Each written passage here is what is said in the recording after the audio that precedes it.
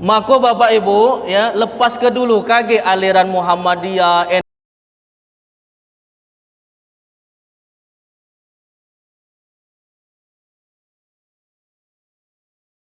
NU, kaget Pak. Kita kaji dalam fikih ibadah ini. Kapan makanan di depan mata, solat boleh kita pundur, bukan meninggalkan. Ya, boleh dipundur. Ngapo? Menghormati makanan dalam fikih ibadah. Jadi Pak, kapan wong ngajak makan, cicip sedikit baik jadilah. Ya, makanan juga ada perasaan Pak. Bukan kita baik ada perasaan. Maka benar dalam fikih ibadah kajian Islam. Ya, boleh mengundur solat ketika makanan di depan mata. Yang kedua, boleh mundur solatnya, ngundur bukan tinggal Syarat yang kedua boleh kalau saat posisi darurat. Posisi darurat Pak. Ya, posisi darurat. Misalnya ibu lagi maaf Pak ya. Ibu lagi begorengan. Begorengan pisang goreng. Iya tak? Tahu Allahu Akbar, Allahu Akbar. Nak ditinggal ke gorengan ini agak mutung. Iya tak? Apalagi kaget meledak kompor ini boleh diundur solatnya. Tapi jangan tak solat boleh. Karena ngapo? Ini darurat kalau ditinggalkan. Tapi Bu, tanda kutip, gorengan yang sudah di dalam kuali, bukan yang di dalam baskom. Bu, aman kamu nak nyudah ke di dalam baskom ini asar. Habis? Ya, yang dalam kualinya baik, yang kira-kira daruratnya tadi, lah tercelup gorengan tadi, pisang tadi atau bakwan tadi lah tercelup di gorengan tadi, azan berkumandang. Maka selesaikan dulu gorengan ini, mati ke dulu, baru bergegas untuk mendirikan solat. Ya, untuk mendirikan solat tadi. Bukan nak ngabisi adonan yang di baskom tadi. Bukan Bu tafsirannya. Yang ketiga, boleh mengundur dalam ibadah yang lain solat ya. Terutama solat. Yang ketiga syaratnya apa Pak? Kalau posisi nak buang hajat kecil dan besar Pak, maka di dalam ibadah, dalam fikih ibadah ya, kalau nahan kencing dengan nak mising itu Pak, hukumnya makruh. Ya, ngapot makruh? Takut kaget ibadah kita itu tak khusyuk. Cak ini Pak, Allahu Akbar. Ya Allah. Tertunjing-tunjing Pak kaki oleh nahan nak mising tadi. Ya Allah, je gitu tadi. Ya. Maka pundur dulu solat. Ya, laku kelab BAB, kencing laku kelab, baru setelah itu mendirikan solat ibadah kepada Allah Subhanahu wa taala. Tapi Bapak Ibu, yang namanya ibadah harus wasari'u. Allah mengutarakan dalam Al-Qur'an, cepat-cepat, tak boleh ditunda lagi Pak. Jangan kaget nunggu masuk pensiun baru nak ke masjid, baca Quran nak nunggu umur 65. Jangan Pak, wasari'u. Allah mengutarakan kalimat dalam Al-Qur'an. Ya, gacang-gacang. Ada lagi Pak? Yo. Silakan Pak Haji. Mau Pak Haji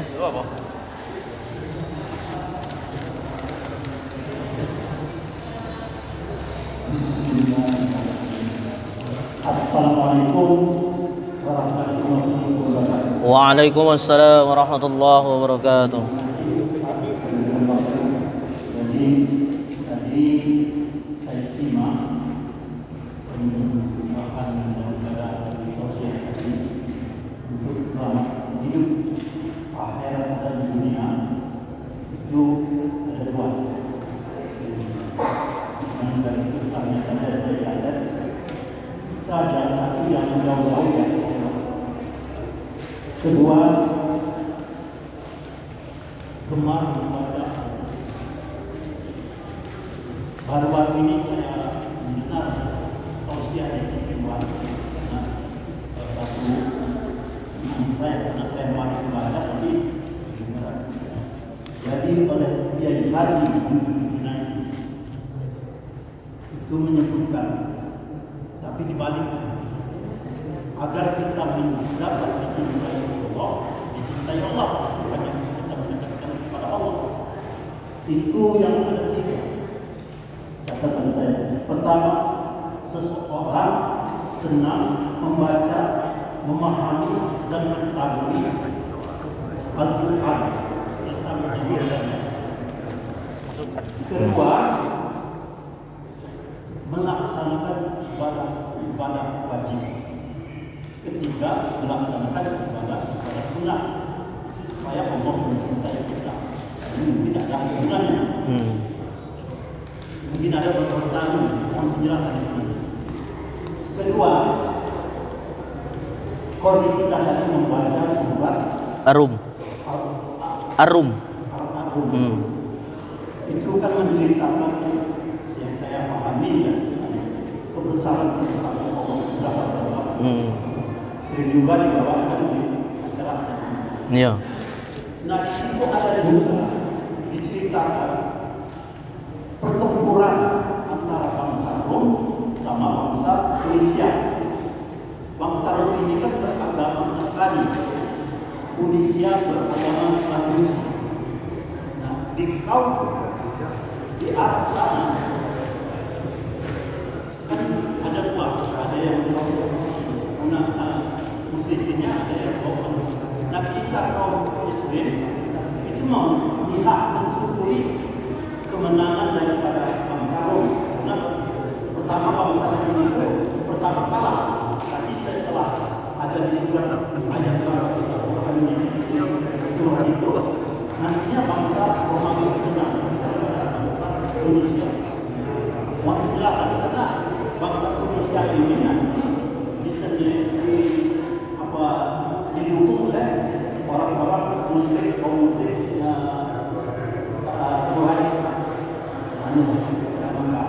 mohon penjelasan. Nah, yang ketiga,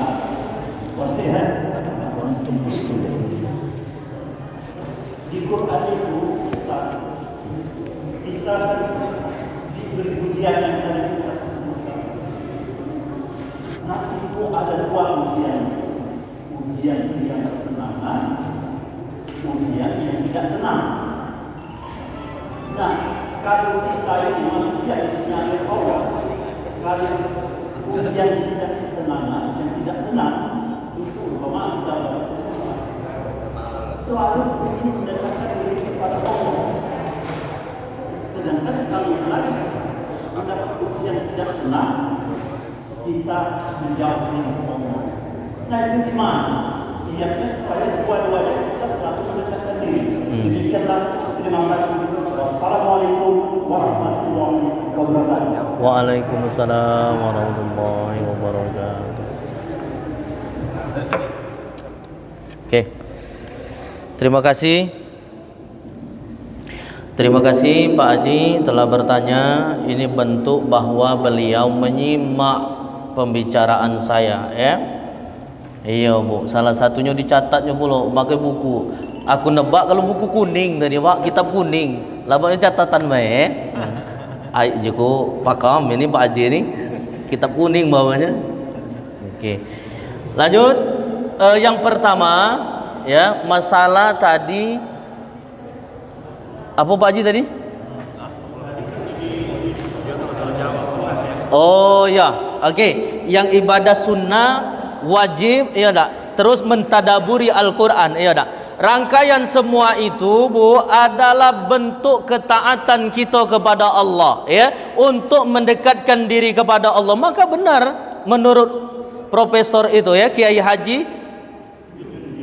Jujun Junaidi tadi, benar, mereka itu tiga rangkaian itu Bapak Ibu bentuk rasa ketakwaan, ketaatan kita kepada Allah Subhanahu wa taala. Yakinlah Bu, kalau kita lah takwa dengan Allah, ya, maka sesuai dengan ayat di dalam Al-Qur'an, wa may yattaqillah hayaj'al lahu mahraja wa yarzuqhu min haitsu la yahtasib. Allah akan berikan kita rezeki di jalan yang tidak disangka-sangka. Maka Pak Haji benar ya, yang disampaikan tiga hal itu Pak Haji itu merupakan bentuk rasa ketaatan untuk kita dipanggil oleh Allah sebagai manusia yang terdekat di hadapannya. Ya, manusia yang terdekat di hadapannya. Nah Bu, manusia yang terdekat di hadapan Allah ini Bapak Ibu ganjarannya tak lain tak bukan, kalau mati dia dijamin masuk ke dalam surga Allah. Kalau di dunia sesuai dengan ayat yang ku baca tadi, dijamin rezekinya diberikan di jalan yang tidak disangka-sangka Bapak Ibu. Maka benar di dalam Quran surah Al-Imran ayat 102 Bapak Ibu, ya ayyuhalladzina amanu taqullaha haqqa tuqati wa la tamutunna illa wa antum muslimun. Jadi Bu, kita tak diizinkan oleh Allah mati kecuali belum benar-benar muslim kita itu dibeneri, keimanan kita itu dibeneri, belum diizinkan oleh Allah. Wala tamutunna illa wa antum muslimun. Uji Allah, jangan mati kamu, usahakan jangan mati dulu sebelum kamu taat, sebelum kamu benar-benar menjadi muslim yang sejati di hadapan Allah Subhanahu wa taala. Kira-kira itulah Pak Haji penjelasannya. Ya, jadi bentuk ketiga rangkaian tadi, mentadaburi Al-Quran, menjalankan sunnah dan menjalankan perbuatan yang wajib, itu benar dalam proses ketaatan mendekatkan diri kepada Allah Subhanahu wa taala. Maka kelompok ke tadi jangan pernah jauhi Allah, ya, dengan cara yang tiga tadi Pak Haji, tadabbur Al-Quran, menjalankan sunnah dan menjalankan kewajiban-kewajiban yang lain lagi, ya. Selanjutnya yang kedua Pak Haji tadi apa? Masalah surah Ar-Rum, Pak. Ya. Masalah surah Ar-Rum ini Bapak Ibu, ya, ini rasa kebesaran Allah Subhanahu wa taala yang ngapa? Yang menjadikan Bapak Ibu, ya, segala ragam tingkah laku kita berbeda-beda, diikat dengan pernikahan, disatukan dengan akad nikah, Bapak Ibu nak disamakan. Ya, inilah bentuk kebesaran Allah Subhanahu wa taala. Pak, pernah tak kamu terjenguk ada anak tinggalnya di Palembang Pak Haji? Iya tak? Kenali tak? Pacaran ni tak? Iya tak? WA ni tak? Tiba-tiba berdentum dapat pengantin betinonyo dari Kalimantan. Bertemu tak pernah, kawan SMA ida, iya tak? Karena jodoh tadi dipertemukan oleh Allah dalam sebab yang mungkin singkat, maka itulah salah satunya bentuk rasa kebesaran Allah Subhanahu wa taala. Kalau cak kita Pak Haji lagalak bertatap muka, ya tak? Wajar nak bertemu. Ya tak? Wajar nak berjodoh, ya tak? Aman menurut logika kita kan? Menurut logika kita.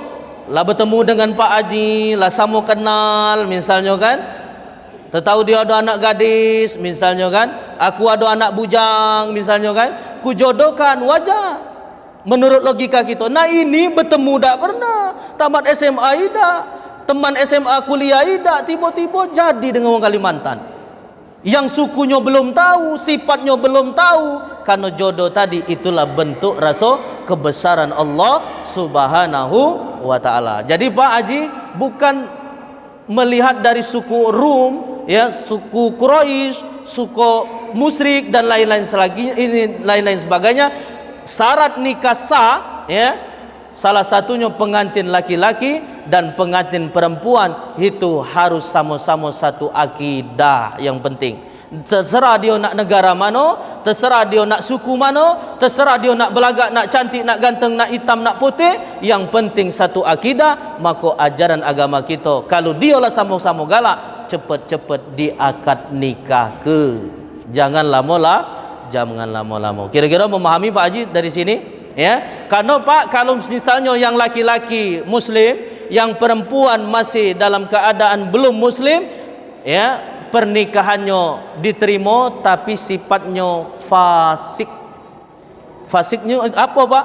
Batal, gugur secara sendirinya. Itu di dalam kajian fikih munakahat namanya Pak, fikih tentang pernikahan, ya. Ada lagi Pak Haji yang ketiga, kira-kira memahami Pak Haji yang tadi? Yang ketiga,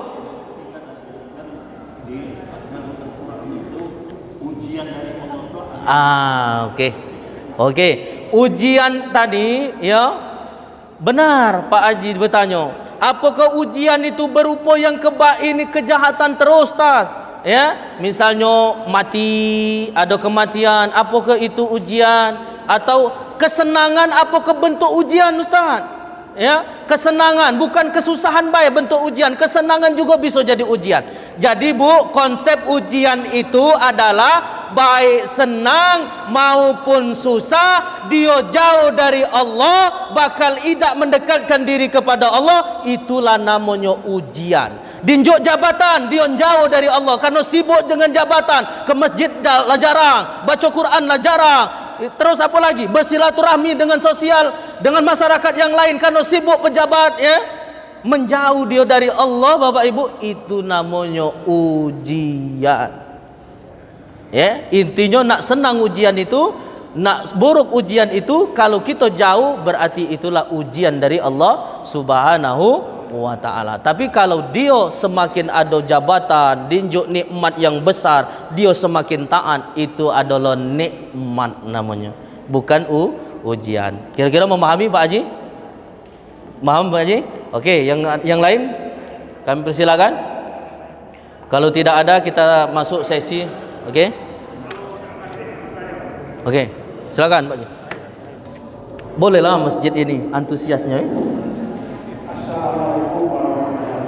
Waalaikumsalam warahmatullahi wabarakatuh. Menanggapi ada dua hal untuk selamat di dunia dan di akhirat. Yang pertama,